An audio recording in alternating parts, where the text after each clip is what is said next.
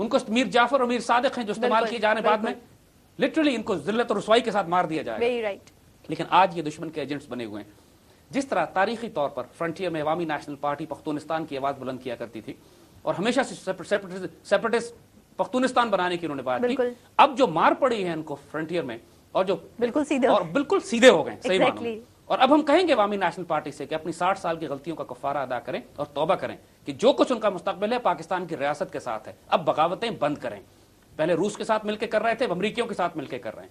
اب ان کو ہوش میں آ جانا چاہیے. اور اللہ نے بھی ان کے ساتھ جو سلوک کیا ہے, اور اللہ نے بھی ان کے ساتھ جو سلوک کیا ہے کہ ساری عمر وہ قسم کھاتے رہے تھے کہ ہم سیکولر اور مارکسسٹ نظام قائم کریں گے اور شریعت کے نظام کا سگنیچر ان کے ہاتھوں کروایا گیا. تو اللہ نے بھی یہ دکھایا کہ میری شان بے نیازی ہے, میں جو چاہوں کروا سکتا ہوں. اور یہی ہو رہا ہے. جو امریکن گیم پلان ہے افغانستان میں بری طرح وہ شکست سے دوچار ہو رہا ہے. اس سپرنگ میں اس بہار کے موسم میں جو طالبان نے آفینسو لانچ کیے ہیں اس کا فوکس انہوں نے کابل پہ کیا. کابل کے اندر وہ پینیٹریٹ کر گئے, کابل کے ڈیفنسز بریچ کر دیے انہوں نے. اور وہ جو اسٹروپ سرچ تھا, یعنی وہ کہہ رہے تھے امریکن کے مزید فوجیں لا کے پاکستان کے سرحدی علاقے پر لگائیں گے اور پاکستان کے اندر داخل ہوں گے, امریکن مجبور ہو گئے ہیں کہ اپنی فوجیں پیچھے ہٹا کے کابل کے گرد لگائیں. اور وہ خطرہ جو پاکستان کے سرحدی علاقوں پہ بڑھ گیا تھا, اللہ کی طرف سے وہ خطرہ کم ہو گیا. یعنی ایک طرف تو بلوچستان لبریشن آرمی آپس میں پھوٹ پڑ گئی, یہ جو 3 آدمی مارے گئے ہیں بلوچستان میں, یہ لڑائی ان کی ہوئی ہے بنیادی طور پر اکبر بگٹی کے گرینڈ سن ہیں برہمداد بگٹی, چونکہ یہ نواب خاندان سے تعلق رکھتا ہے, نواب اپنے آپ کو بھی نواب سمجھتے ہیں. یہ 3 آدمی جو مارے گئے یہ کامنر تھے, یہ عام رفراف تھے جو نیچے اسٹریٹ پہ رہ کے ورکرز تھے جو کام کرتے تھے. لیکن یہاں پر ان کو پیسہ روپیہ امریکن سی آئی اے کے ساتھ ان کے تعلقات اتنے بڑھ گئے تھے کہ اب ان کا اسٹیچر بہت بڑا ہو گیا تھا. اور خود سیپریٹسٹ کو معلوم ہے یہ بات کہ ان فائٹنگ میں اختیار اور طاقت کے کنٹرول پہ کہ وہ نواب کا جو بیٹا تھا وہ افورڈ نہیں کر سکتا تھا کہ یہ اٹھ کے اس کے مقابلے پہ ایک لیڈرشپ بنے. پیسوں پہ لڑائی ہوئی.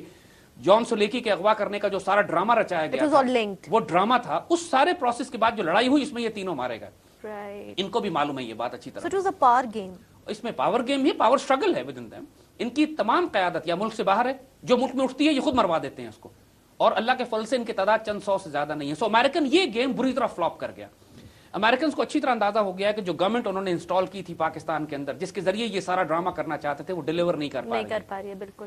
اور اب امریکنز خود پاکستان کی جو اپوزیشن پارٹیز ہیں ان کے ساتھ رابطہ کر رہے ہیں یہ دیکھنے کے لیے کہ آئندہ فیوچر پولیٹیکل سیٹ اپ کیا بنے گا. یہ وزٹس اس لیے ہو رہے ہیں کہ یہ سیٹ اپ ڈیلیور نہیں کر رہا, اگلے سیٹ اپ کی بات کریں.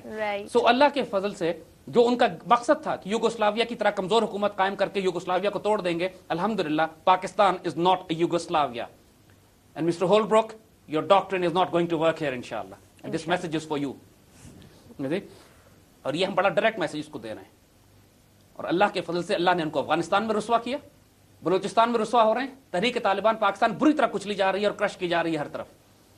ان کو پیچھے ہٹایا جا رہا ہے ہر محاذ پہ. اور پہلی مرتبہ پوری قوم نے یک آواز ہو کے تحریک طالبان پاکستان کو دہشت گرد کہا. اب ہر کوئی, سیاسی جماعتیں بھی ہوں, میڈیا بھی ہو, اب کھل کے ان کے خلاف بات ہو رہی ہے. گو کہ ان کے تھریٹ کو ان کے تھریٹ کو ایگزیجریٹ کر رہے ہیں, لیکن یہ سب مان گئے کہ یہ دہشت گرد. بالکل. ہم سوات کی شریعت کو تو 100% سپورٹ کرتے ہیں کیونکہ وہ شریعت ہمارے دین اور عزت اور آبرو اور ایمان کا حصہ ہے. اور سوات کے اپنے لوگوں کی ڈیمانڈ تھی.